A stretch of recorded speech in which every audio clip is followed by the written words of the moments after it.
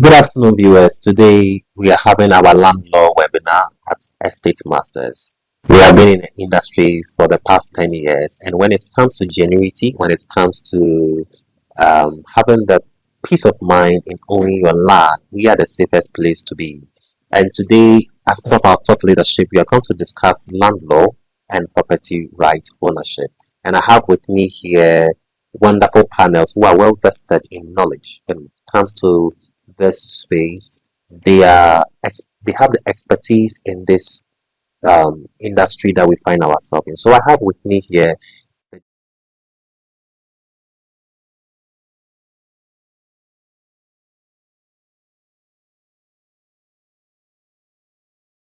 for discussion today. Right. So today we are going to discuss land law. So Mr. Jeremiah Alute and Mr. Felix, you are welcome. Thank you. Thank you. As being appeared on the screens of our viewers, educating them with stuff relating to land. And today we want to delve in the aspect of land. When we talk about lands in Ghana, it comes with certain laws that individuals must be aware of. So can you walk us through that? Can you walk us through when it comes to land laws in Ghana? What must real estate developers and property investors be in the know or be aware of, Mr. Felix?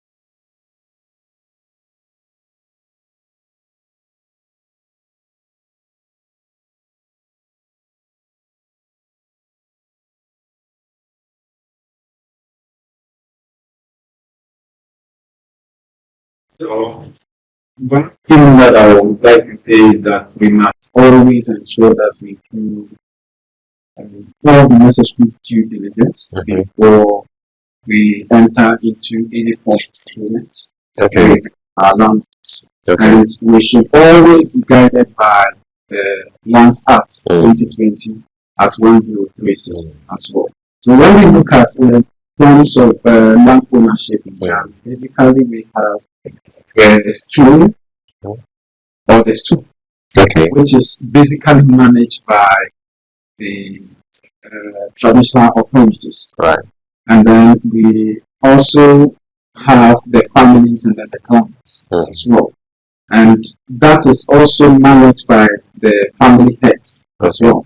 So one thing I'd like to say is that there are instances where people give grants that they are not supposed to have even given that grant. For example, if you are not a family head and you are coming from a particular family, it means that you cannot give consent to your family land because the law states clearly that it is the family head that has the sole rights to give grants.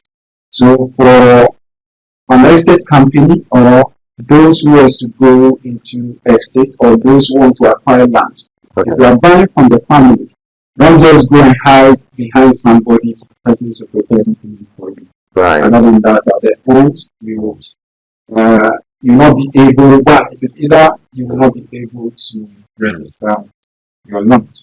It will still have to come back to the family head for him to give his consent before you be able to register them. So most of the time, it all has to do with due diligence. Actually, it all has to do with due diligence. Most important concerns. Okay. So before I go to Mr. Anote, you did mention of family heads that it's very important that you get to understand who are the family heads of the particular land you want to purchase. So when it comes to looking for family heads, is there any verification that a person must do to ascertain the right family head? Okay, so yes, Okay. there are verifications for you to do. Assume that you want to acquire a land around Chopoli. Yeah. I believe before the acquisition process, you might have even visited the place. Okay. You ask questions on the around, and after all this is done, it is dependent on you for you to get a license to please pick that area for you. After the surveyor is done with whatever work that, especially with the preparation of the site plan, they are supposed to conduct a set of investigation. So for families that have been able to register the land, once you search, you'll be able to get the family name plotted in the system of constitution. So you can use that family name to trace the roots. The roots. Okay. However, still you can even ask from the indigenous within. So assuming you go to a place like Ada or you go to a place like Chopoli and then you want to buy the land, you can also do your background check by asking the individuals around it. Yes. So this is a contribution to why due diligence is very important. Right. Thank you so much. Mr. Hamilton, let's hear your take on what are some of the things real estate developers and investors must know when it comes to land law in Ghana. Okay, so thank you, Deetwald. You see, land law is very important for real estate developers as well as individuals who want to own land. Okay. Because in Ghana here we have difficult, like very difficult land tenant system. As my acquisition manager mentioned, he mentioned families to skin and those things. So for you to acquire a land, you need to verify all these kind of things. In order to know the source, like who actually owns the land. Because if you don't actually know who owns the land, you might end up buying a litigated land. And you can acquire the land today, you think, oh, the place is peaceful. You don't know. In 2-3 years time, even in 10 years time, you see people, the original owners coming up to, take the land from you or something. So there is the need for you to actually do your due diligence, as my acquisition manager said. Do all the checks very well and know the rightful owners of the land, so that when you acquire the land, there will be nothing like litigation in future. Yes. Thank you. So under the property rights and ownership, can you walk us through some of the core types of property rights recognized under the laws of Ghana? So when we talk of property rights, it also has to do with rights to own and then the rights to alienate. Alienate in the sense that you will be able to also give others what you have. For example, the land. So I can give to Mr. Ali the rights that I have to the land, or the rights that I have on a particular property. Okay. So I can give to him.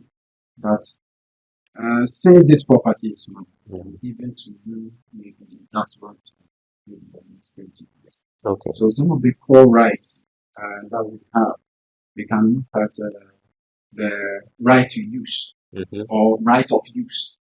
So the right of use has to do with me giving the land for him to use, or me giving him my property for him to use for a certain amount of years or a period. Okay. So that is one of the core values we use to see. Okay. Mr. Alote. So can you also actually link it to how it applies to estate masters operations?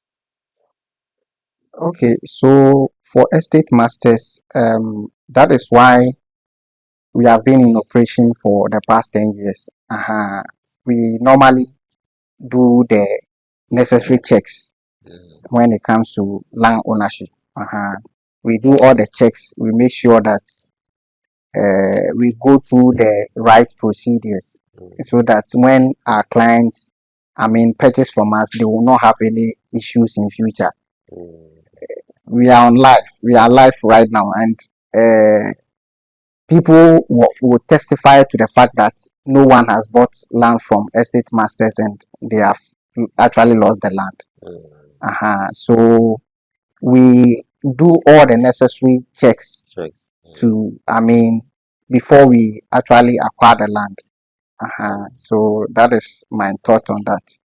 Okay, so let's look at the foundation of land law and how it shapes the daily work as estate masters, especially when it comes to the acquisition and the documentation aspect of our operations. Can you throw more light on that for us, Mr. Alex? Okay, so when you look at the foundation of land law and how it shapes the activities with what estate masters.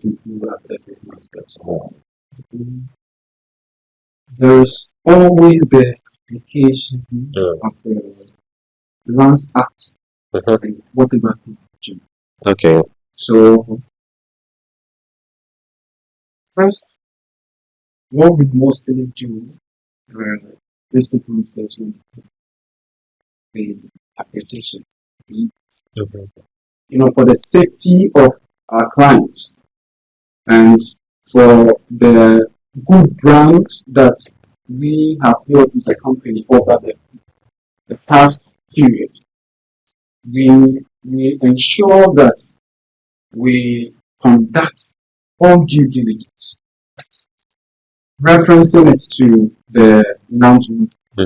So we conduct search using the site plans that we have, or even within the acquisition process, we make sure that, just as I said, we do all the necessary due diligence. After the due diligence stand, we make sure that we conduct search from the land commission. And last week, land commission is the only institution in Ghana that is mandated to carry out the search. There's no other commission in Ghana. So, per the reports that we get from land commission, that will help us inform the decision as to whether we are going for that parcel. So when it comes to the acquisition process, basically it all has to do with due diligence, applying the foundations or the fundamentals of the Land Act, that is Act 2020 as well. Yes. Can you touch on the documentations aspect that backs the ownership of the land we do? Okay, so let me just ask this question. What are some of the ownership rights landowners must actually being in? Okay, so how can landowners protect their land? Is that clear now? So that means that the documentation becomes a security. Yes, the documentation becomes in the way of a protection, right? Documentation becomes key. So even apart from documentation, you should not just hold the document in your hands without registering it. It is key. It is eminent that once you have a parcel, once you have land that you claim or you think the land belongs to you, you should register the land in your interest. So yes, you have a document on the land and you don't register it. Over a period, somebody can just enter into the land and then also register it. So when that happens, then it means you have to either go to court for that problem to be solved. So most of the time, it is very important that you register in your own interest. I mean, in terms of security. In doing the registration, one, the document comes first because without documents you cannot register them. So you need the site plan, and then after the site plan, then you will need an indenture. So the indenture clearly stipulates the names and then the witnesses of that particular parcel. You attach your site plan to it. You submit the documents to the court for stamping. After which you are supposed to submit that 4 copies of documents to the Lands Commission. Yes. So it is very important. Very important. Okay. So before Mr. Alute comes in, just as an addition, so with regards to working with firms like ours, estate masters, does it actually has its advantages? Actually, yes. So are we talking from, client's perspective? Yes, client perspective. Yes, it has with estate masters. So because of the due diligence we do, it has an absolute wonderful advantage. And then in terms of security, perfect. Wow. So why am I saying this? All pins down to the due diligence we do. All pins down to the fact that we ensure that our lands are fully registered.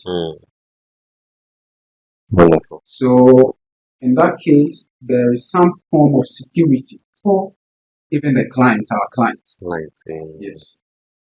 Okay, Mr. Alute, let's hear from you. Okay, so I want to touch on where my acquisition manager said you need to make sure you get your documentation right.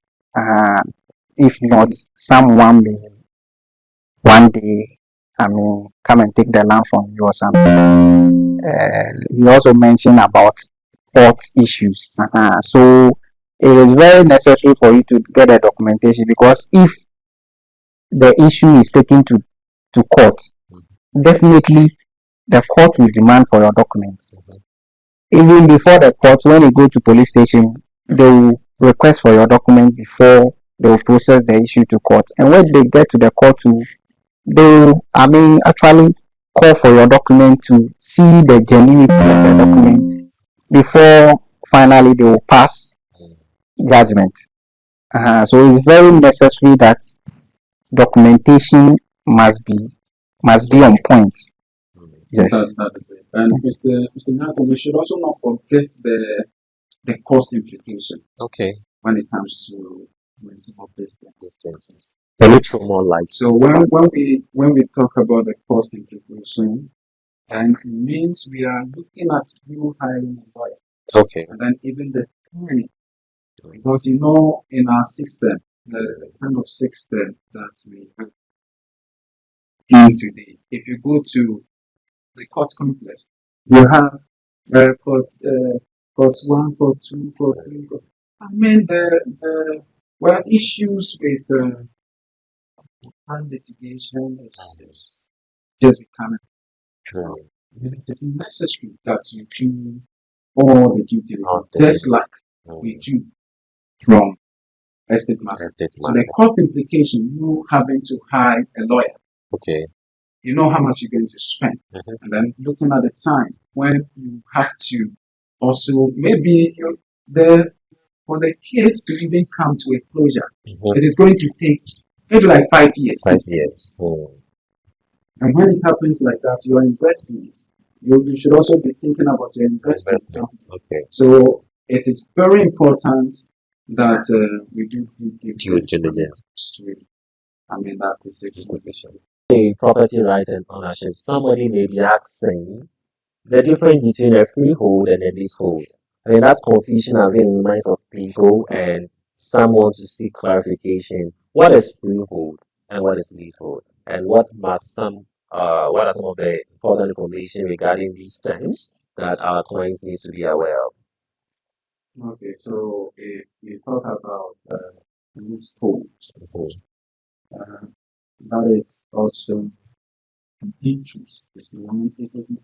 Interest in land that is granted to the lessee. So most of the time, it comes with an expiration. That is the leasehold. That is the leasehold. Okay. So you may have a leasehold of say 99 years. You may have a leasehold of say 70 years. So it means that after the 99 years or after the 70 years that you are given, the land ceases to be yours. But when we talk of freehold comes with no expiration. The land belongs to you perpetually. Oh, I see. Interesting. So that means that you become then the original owner if you are under the freehold. If you are under the freehold, and most of the time the freehold is held by members of the family. It's held by, sometimes too it's held by strangers. Okay. So when we talk of freehold, with the freehold, assuming I'm coming from a particular family, and in a family we have lands, vast land, and I want to do something on a portion of it. You're supposed to see the family trade, and then I'll be given the land to do whatever it wants to do. So in that case, the family can decide to prepare a freehold document for me. Right. So in preparation of the freehold document, then it means that the period of me staying on that has no limits. Permanent. It's permanent. But with the leasehold, there is a limit. So with I want to calm down, I want to break the leasehold period. Or the leasehold interest in land, I want to break it down a little bit. So we assume that the gentleman is happens to be my grantor. And he has given me land for a period of 99 years. Okay. And I also want to give you 90. I can decide to also give or upload my interest to you for like 99 minus 2 months. Or 99 minus one day. Okay. So then it means that after the 99 days, that 1 day does not belong to you. The 1 day belongs to me. So the general manager be the grantor or be the lessor, and me be the lessee, and you be the sub lessee. You see the change. So you can have numerous sub-lessees under the policy. So we can have numerous lessees under the sub-lessee. Yeah. Let me come in. And before that, we are live, so our viewers and those watching us, you can drop your questions under the comment section, and you're going to read and answer them appropriately. Please, let's continue. Yeah. So just as I was saying a few minutes ago, then you asked a question about the freehold. The difference between the freehold and the leasehold. So with the explanation I gave earlier, freehold interest in land, that's land perpetually. Okay. It belongs to you forever. Forever. Wow. Nobody takes that. Okay, so now let me come in again.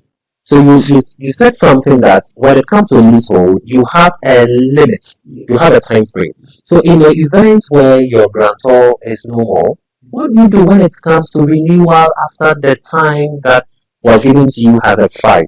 Can you throw more light on that? Yeah, so in an event where your grantor is no more, you would have to engage the family first. Or you have to go back to the family. Okay. But in an event where your grantor is no more, your grantor has given you the land 50 years. But this same grantor was given the land by maybe the Alodia owner for 90 years. And then he has uploaded his interest for you for like 50 years. Yes. So therefore it means that though he has 19 years, he has given you 15 years. So after the 15 years, you are supposed to go back to the families, not the families of the Alodia owner, but you are supposed to go back to the families of the lessor. For them to renew the contract agreement between you and your grantor. Okay. So in this aspect, people like to know that when must that process start? At what point must that process start? Okay. Is it that the lessor will have to then come back to notify the lessee, or how is that done? Okay, so the lessor should not notify. That is, if you want to stay, if you still have interest in the land, Mr. Alot, if you still have interest in the land, your lessor should not notify you or should not write to you. You should rather go to him. You should rather go to him. That's the contract agreement. You realize that you are left with maybe a month for the contract to expire. So therefore, you have come to him for him to renew that agreement. Okay. Now, one thing I also want to say is that most of the time in land acquisition and in interest in lands, you would have to pay very much attention to the documents. Most of the time, people don't even go through the documents. So, for example, if Mr. Alote gives me land for a freehold for like 15 years, and after the expiration of the 15 years, just as the question you asked a few minutes ago, after the expiration of the 15 years, I decide not to go back to Mr. Alote for him to renew the contract agreement, then it means that you don't have any interest in the land, so you need to vacate the place for your grantor to take over or to repossess the land. Wow. So the question now is, if he is giving me a land for like 17 years, and then I spend 40 years on the land, then I upload my interest to another person for like 20 years. So the grantor, from the grantor to the sub lessee, or from the grantor to the lessee, then to the sub lessee. So from the grantor, assuming he gave 17 years, and then over a period of time, 40 years, I'll be left with 30 years. 30 years. It is very important that if I want to upload my interest to you, you are supposed to check the lease period very well. Other than that, you end up becoming a tenant because just like an example given some time ago, that a very prominent man bought a property, and he bought a property and then renovated the place. After renovating the thing, he decided to move in. The family, the original grandparents were somewhere watching, or the Alodia owners were somewhere watching carefully, because then they knew very well that the one renovating the property has just 5 years remaining. So you see somewhere, you say, oh, I bought my property just about 5 years ago, so I still have 99 years. You don't have 99 years. You can't give what you don't have. Wow. Interesting. So after this period, your grantors, they decide to, let you go. Tell you that, oh, we are no more interested in giving out the place. So we want to take over the place. So therefore, if you don't take it, then you will become tenants, because then you have to rent them. Wow. So it is very important that it's very important that we check or we revisit the contract agreement between your grantor and then the lessor and then the sub-lessee. Very important to go through all this. Okay. So now when it comes to legality, given the multiple land owning system, that is the state's school and family lands, what are the key legal precautions estate masters must take before acquiring any land parcel? Richard, maybe before you go through that question, I want to touch on the lease. Please go ahead. The leasehold interest.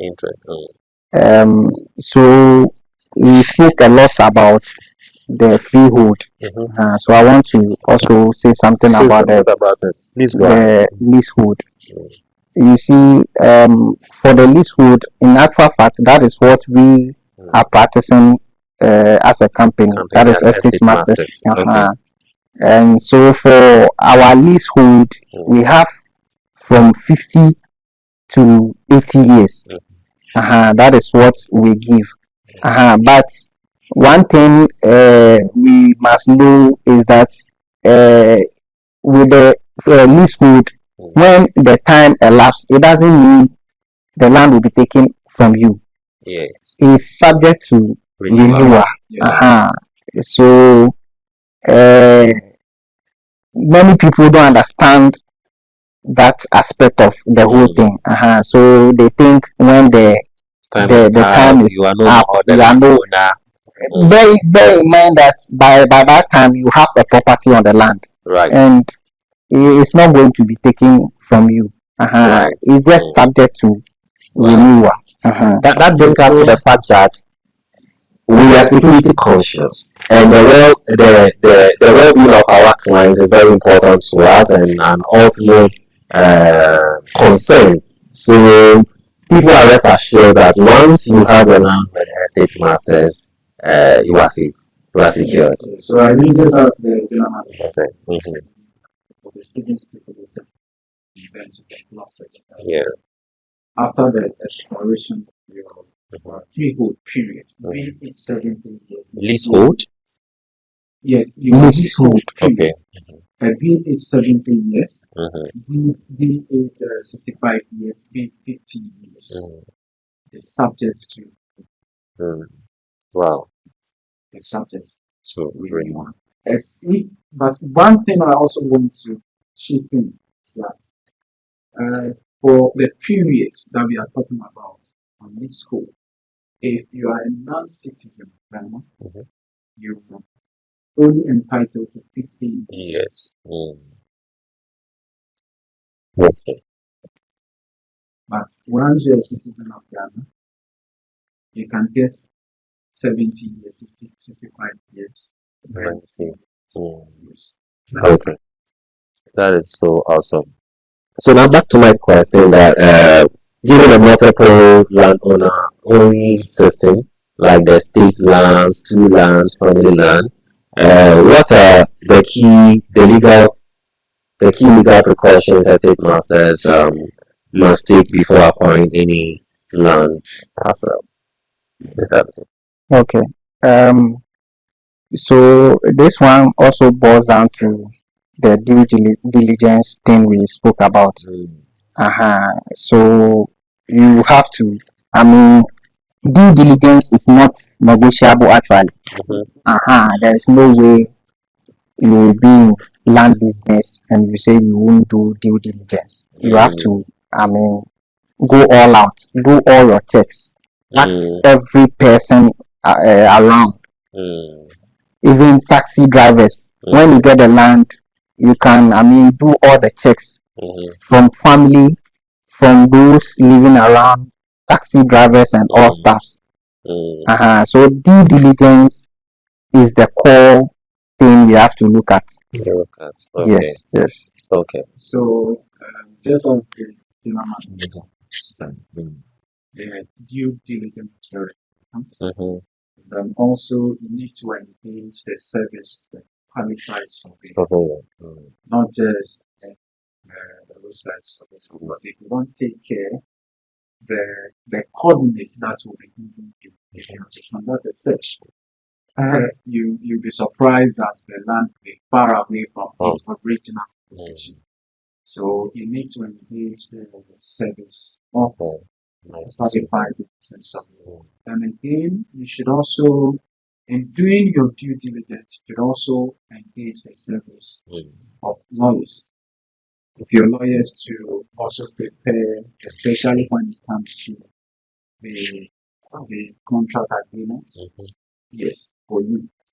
So these are new things I associate with the question just asked. I want to add something to what you have just said. Also about documentation. You see, in land business, we normally use legal terms. And if you don't understand the legal terms, it will go against you. So that is the more reason why you need to get a professional, like a lawyer, to explain the legal terms to you so that you will not be found wanting. So it's very necessary to engage a professional, as in a surveyor and a lawyer. It's very, very necessary. Yes. All right. So wrapping up, I want to know, how can estate masters actively support clients in securing their title and protecting their rights after land acquisition? After land acquisition, yes, with estate masters, fortunately, we have the department. We have acquisition department that spearheads these land acquisition process. So land registration,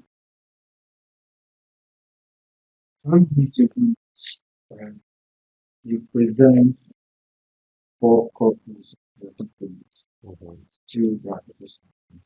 Okay. So this is more or less one of the core responsibilities of the department. So yes, you can help to register the land to the website. And I think over the past we have done that for most of the clients. And even now we are still doing it. So all you need to do is that after the acquisition, that is after payment and everything, you're supposed to bring all the 4 copies to the company for the application. Once you submit the 4 copies, there's a fee that you're supposed to pay. The department don't take that money. You have to go to the account department. So once that amount is paid, the department will be notified about the process.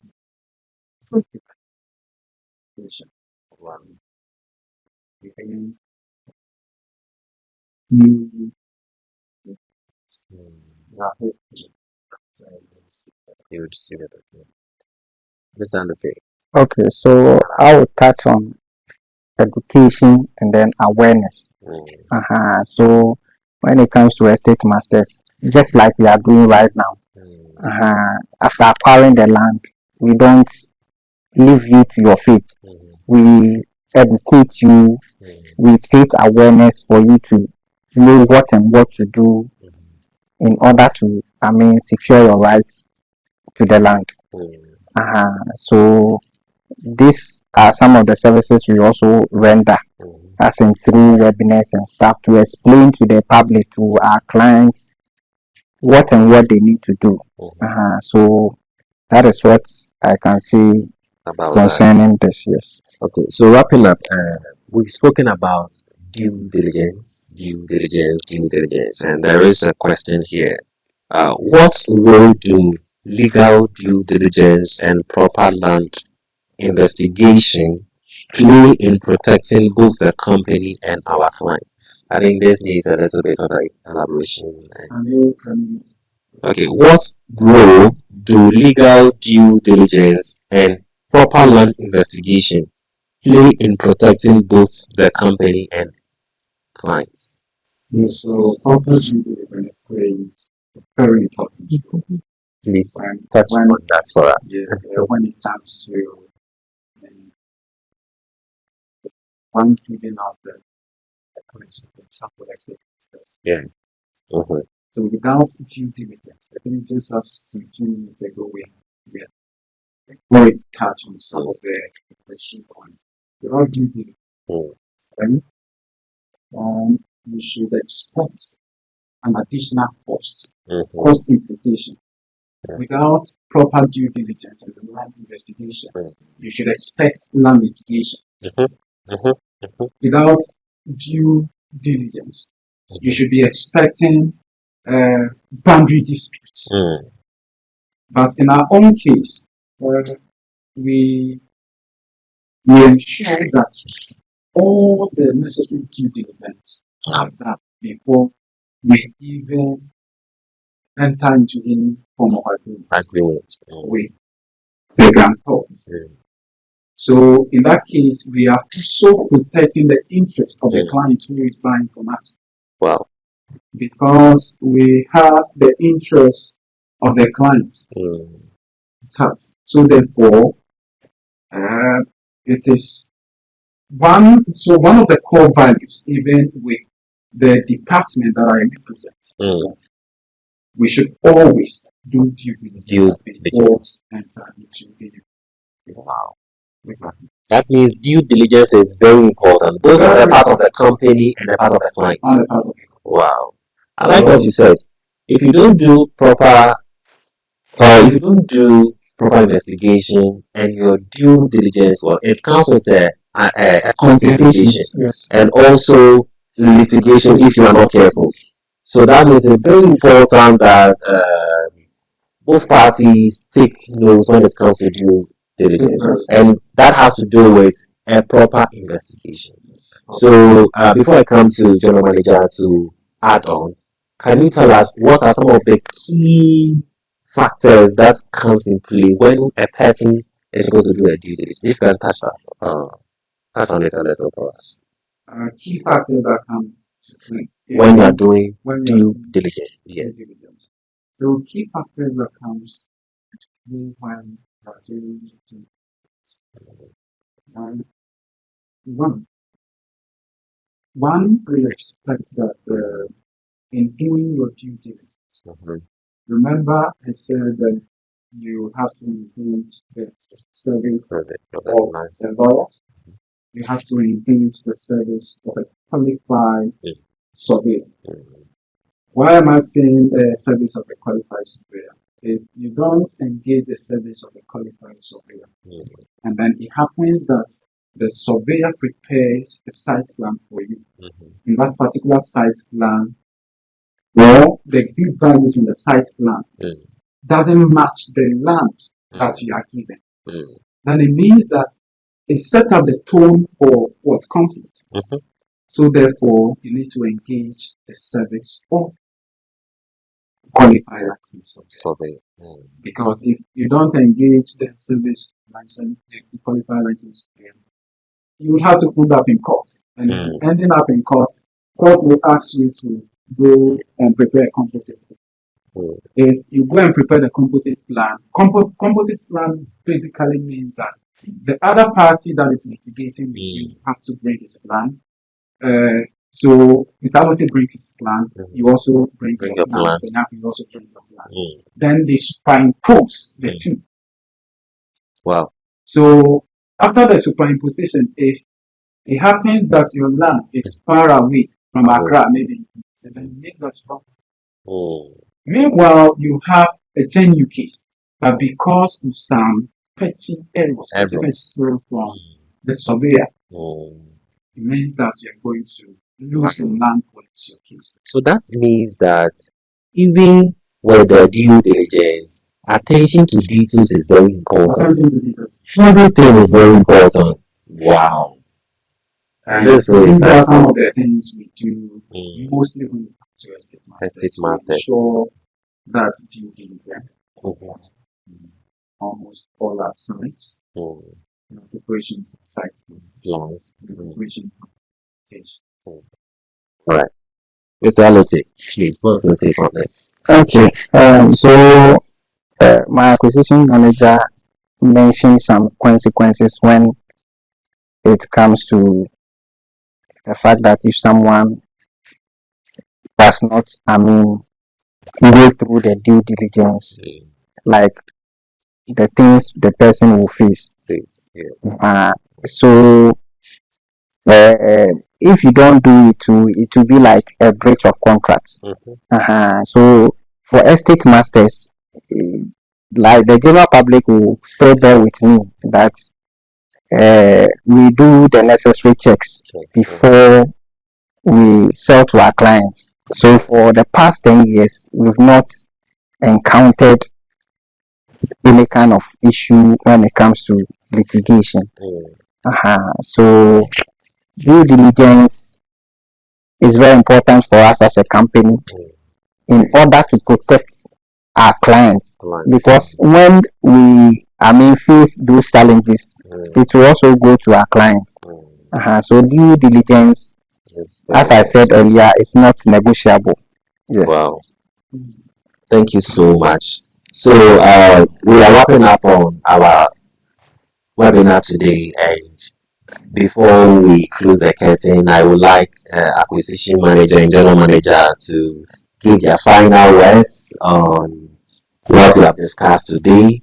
And you watching us out there, if you have any questions, you can drop them in the comment section. But before we say goodbye, what are your final words and final advice to our clients watching us and people who are looking to become landowners in the future?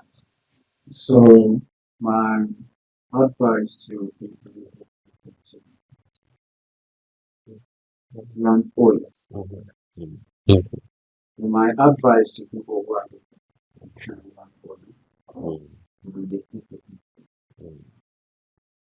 estate master, your land is secure. Secure. Wow. Estate masters. Why am I saying this? Saying this because you do all the necessary things. You don't have to stress yourself to that's though I'm not buying from you are entitled to everything that is set for the situation. All the necessary you so in terms of security, I would say that your land is secure. That's the things we say you can take over. Due diligence is very key. This is in the money. When it comes to that is one of core values when it comes to application. So we ensure that we are giving the clients the best. The best. Nil Nisi Optima. Only the best. Without your final words. Okay. So I would like to assure the general public about the fact that when they buy from estate masters, there is no way they are going to lose their investment. Their investment is 100% secured. So they should come to estate masters anytime, every time to acquire our land, because our land is a registered land, very genuine, and they will never and ever lose their investment. All right. Thank you so much, viewers. We thank you for joining us, learning more on land law and property ownership. And before we say goodbye and meet you again, we want to give a special thanks to Nestless Homes for hosting our webinar today. They are located at Amakoto 26 opposite the Palace Mall. And so if you're looking to buy an affordable luxury home, Nestless Home is the right place to buy within this catchment area. Thank you so much, and we will come your way again soon.